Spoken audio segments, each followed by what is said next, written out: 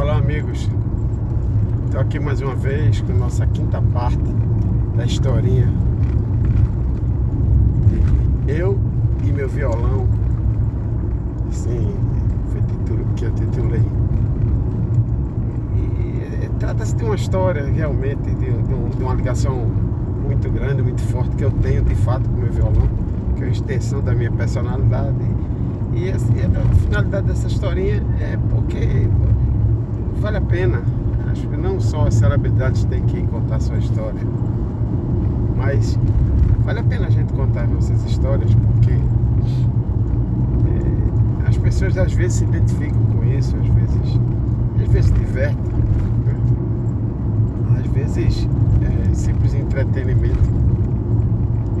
Eu faço questão de contá-la, do amor que eu tenho ao violão, e vice-versa, eu acho. E continuando assim, a gente vai lembrando e vai lá passando os vídeos. Não sei se essa é a última parte da história ou se vem algumas outras depois. Enfim, eu me lembrei do ano de 1990, foi um ano muito importante para mim, musicalmente, e claro, acompanhado do meu violão. Abrimos um bar. Abrimos um bar. O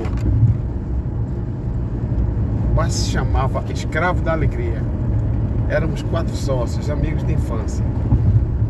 Nós 3, eu, João, Fernando, Pessoa, que aí nos conhecemos na escola técnica com os nossos 15 anos mais ou menos, e Lula, que eu conheci bem antes de entrar na escola técnica, meu amigo também de infância. E foi uma confusão danada, porque na verdade no princípio éramos eu e João. João, como já falei lá atrás, era e é meu parceiro de violão. A gente era parceiro muito intenso, porque vivia tocando violão. Você estava nos bares para tocar violão. Às vezes procurava um bar vazio para curtir o violão vazio, não sei, quase sem ninguém. Muitas vezes dia de semana, para tocar. Então, João deu a ideia, a gente podia ter um bar, porque na época já começava assim a ter limitações. Tinha bares que tinha música ao vivo, outras os vizinhos não permitiam, assim, ridículo, assim, violão acústico.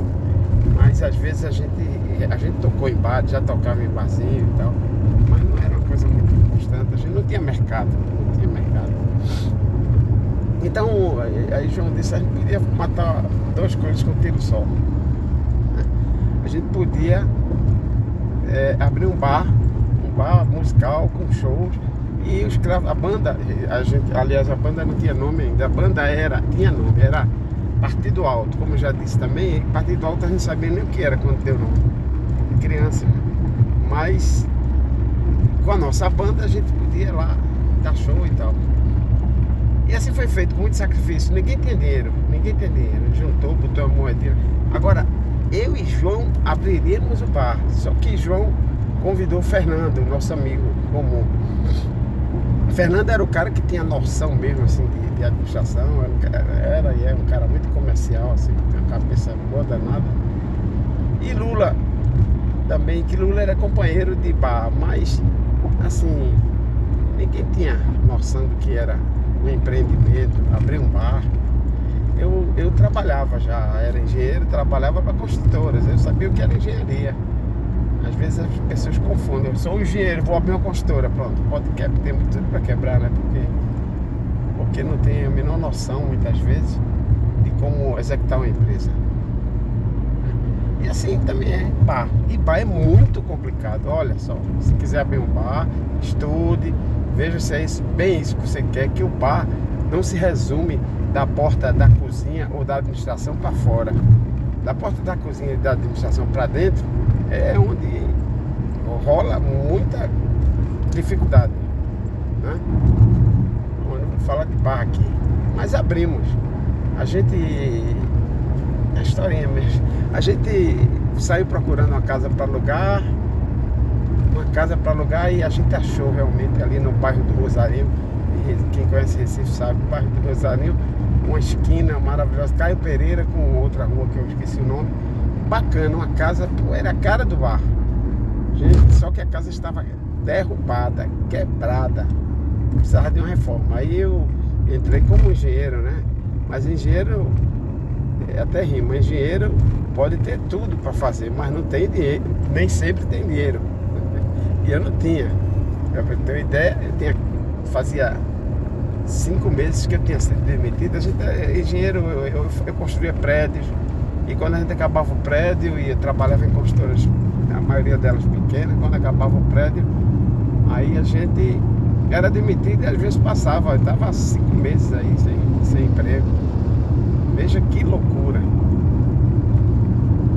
E então, a gente se sentou num bar, nós 4, num bar, e ficou, vai ou não vai, vai ou não vai. Aí Fernando Pessoa, aquele que tem noção, botou na mesa a nota fiscal: olha aí, já comprei tantos pratos, tantos talheres, tanto isso, tanto aquilo, tanto aquilo, tanto aquilo, vou dividir por 4. Epa, peraí, a gente nem decidiu, agora está decidido. Se você não tomar uma atitude, isso é na vida assim, se você não tomar uma atitude, se você não der o primeiro passo, você não vai a lugar nenhum. E Fernando, que eu chamo, talvez eu vá me referir a ele de vez em quando aqui como Jacaré, é o apelido dele, é o apelido carinhoso de infância. E ele tomou essa atitude e a gente teve que ir. A gente foi empurrado para o precipício. Um precipício bom, teve o lado bom. O lado ruim é porque a gente tinha um bar. Essa é a questão. A gente tinha que administrar um bar sem dinheiro. Pois é, alugamos aquela casa caindo e resolvemos reformar. Eu tinha um pedreiro muito bom, de confiança, eu fazia umas obrinhas assim por fora daquilo que eu estava sobrevivendo. O nome dele era Noaldo, saudade Noaldo. Noaldo era um dos melhores pedreiros que eu já tive na vida. Muito bom, inclusive como pessoa, maravilhoso. E só Noaldo. E nós 4 éramos os serventes de Noaldo. Eu até dava uma de pedreiro também, porque já tinha um pouco de noção, né? Fazer uma coisa, pensar em outra. Mas fizemos a reforma todinha com muita inteligência, consequentemente muita economia e beleza. A casa ficou ótima. Essa casa era de uma arquiteta, esqueci o nome dela, Freire, sobrenome. E ela ficou maravilhada com vocês. Fizeram realmente, pegaram um limão, fizeram uma jarra de suco gostoso, ficou muito bom. Pronto. E agora? E as mesas, freezers, equipamentos, tudo. Equipamento de som, tudo alugado. Tudo alugado. Veja que loucura. E a gente não tem dinheiro. Tudo alugado, confiando no faturamento. Tá tudo errado. E se tratando de abrir uma empresa, tudo errado. Tudo. Hoje, eu entendo que a gente pulou realmente no precipício. Conseguiu sair depois.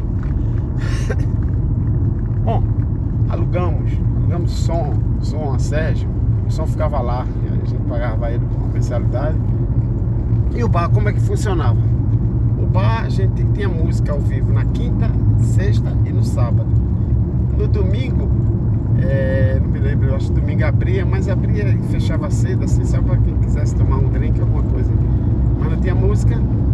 E a gente não aguentou. No começo a gente tocava na quinta, na sexta, no sábado. Eu e João tocávamos a noite toda com os nossos grandes percussionistas, que já falei aqui, grandes percussionistas mesmo, Paúca e Beló, os irmãos. Éramos 4. A partir daí, a nossa banda, que era Partido Alto, começou a se chamar Banda Escravo da Alegria. A gente escolheu porque a gente tocava muito Toquinho Vinícius. Você tem ideia? Um amigo nosso, até falecido, César, ele fez um painel com Toquinho e Vinícius, um painel enorme, que ficou na parede toda, o tempo todo, enquanto durou o bar. Toquinho e Vinícius. E a gente tocava muito Toquinho e Vinícius, muito. E Escravo da Alegria, um nome muito sugestivo, e é uma homenagem a Toquinho, né? Porque essa música não é de Vinícius, é Vinícius e Toquinho e Motinho. Escravo da Alegria. E assim, as pessoas chamam grupo Escravos da Alegria. A gente é até Escravo da Alegria, que pretende ser, mas o nome da banda é Escravo da Alegria. Enfim, começamos, tocávamos em quinta, sexta e sábado, e ainda tomando conta do bar, sabe? Se revezava e tal.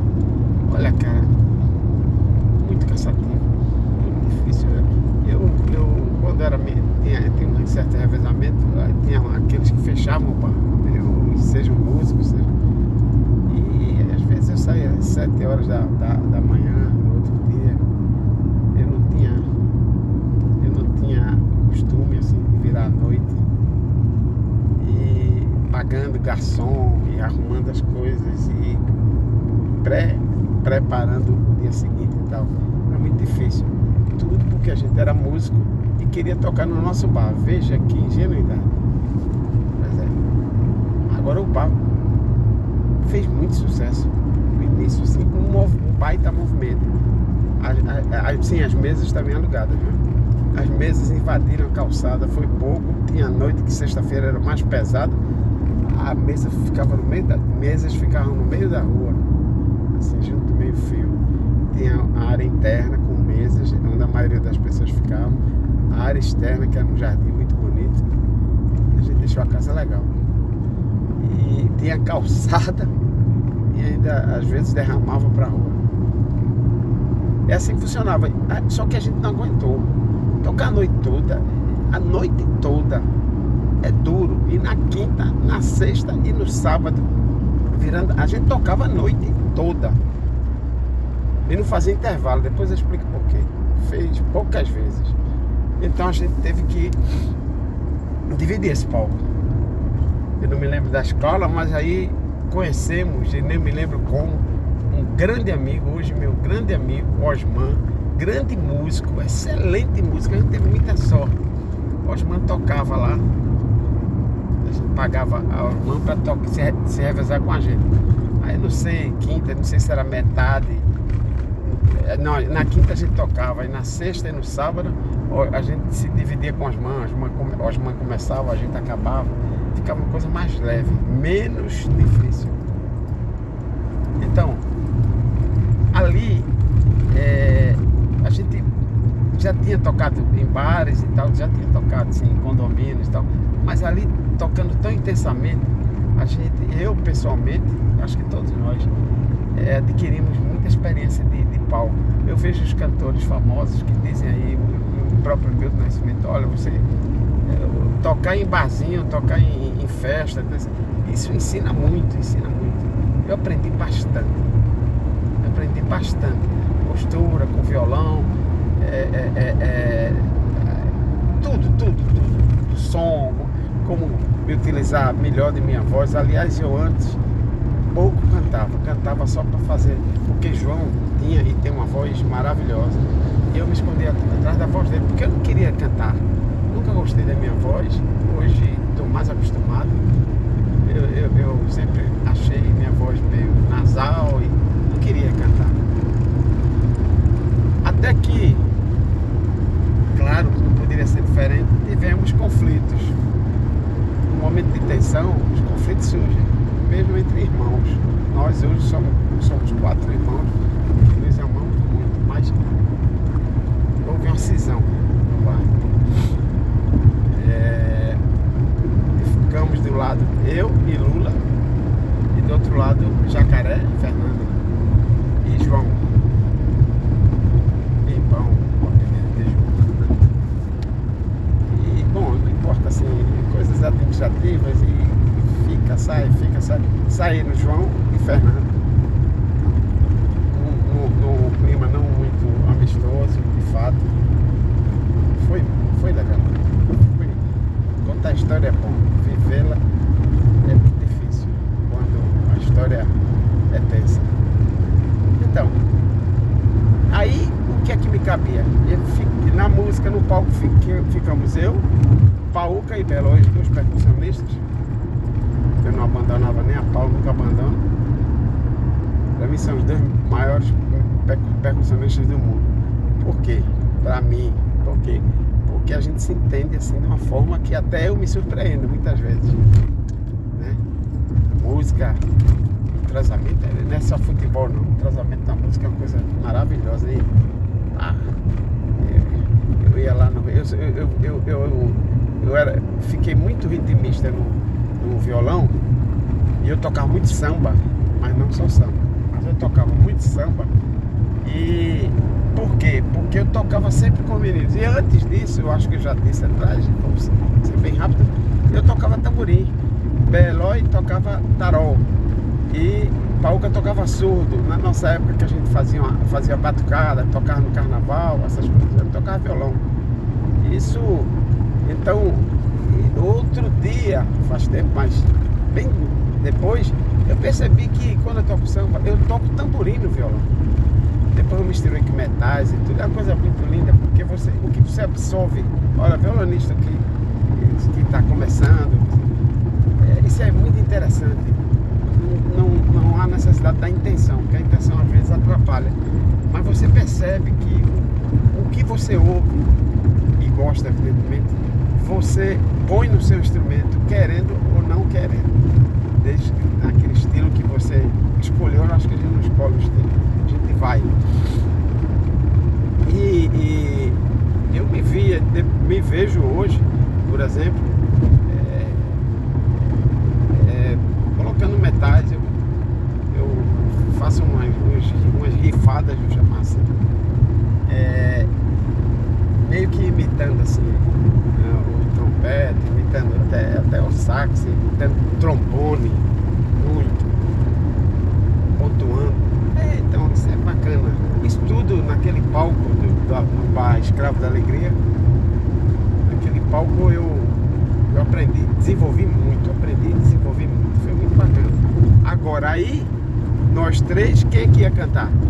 A voz maravilhosa de João? Não, a gente tava meio brigado. E eu tinha que assumir, tinha que cantar. Mudei um pouco o repertório, botei o repertório mais pra mim, pra minha voz e tal. Implementei algumas coisas que a gente não costumava cantar no repertório. E repertório de bar é o seguinte, a gente toda semana tem que estar repetindo tudo. Agora tem algumas músicas já faziam sucesso e as pessoas pediam sempre, a gente sempre repetia. E muitas vezes a harmonia era só violão, mas eu fazia arranjos diferentes e tal.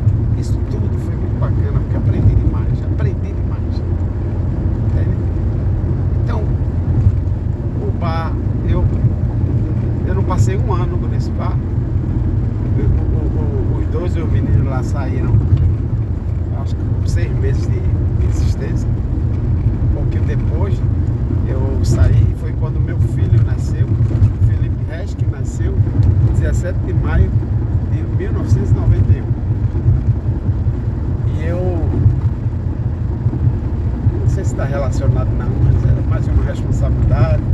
Aquele negócio financeiramente não estava dando, a gente era tudo alugado e eu e Lula não tinha expertise de administrar uma empresa, como um bar, entretenimento e tal. A gente não tinha, e não tinha capital, não tinha nada para ter uma empresa. E mantivemos aí. Foi prazeroso, mas eu cheguei para Lula e disse: Lula, uma terça-feira, meu filho nasceu na quinta. Na terça-feira eu disse: Lula, eu tô fora. Mas ele pensou que era briga, eu tô fora. Por isso. Aí eu disse a ele: olha, se você quiser, a partir de agora você me contrata, você me paga, eu canto no seu bar. Aí nesse aspecto não muda nada, que a banda já tinha muitos fãs, as pessoas iam pra lá. Muitos iam pra ver a gente cantar. Muito bacana isso. Era uma responsabilidade danada. E eu disse a ele, e ele topou. Ele sozinho não podia ficar, arrumou outros sócios e deu seguimento ao bar, até que ele passou o bar pra frente, mudou o nome, o cara que assumiu o bar, a estrutura do bar, mudou o nome, chamou de Mastruz com Leite. Ainda não era muita reverência àquela banda não, que não tem nada contra nem a favor, mas talvez ele não servia Mastruz com Leite, mas talvez, sei lá, mudou de nome e depois passou a ser um restaurante. até que construíram um prédio. A gente deu início à vida daquele imóvel como um bar, restaurante, tá certo? E o último a assumir aquele ali, depois mudou do lado de rua, acho que já passou a ser pequeno, começou pequenininho, foi Carne de Sol do Cunha, famoso aí de Recife. Então essa é a historinha que eu tenho para contar, para cantar, desculpa, contar. E espero que vocês tenham gostado. Saravá.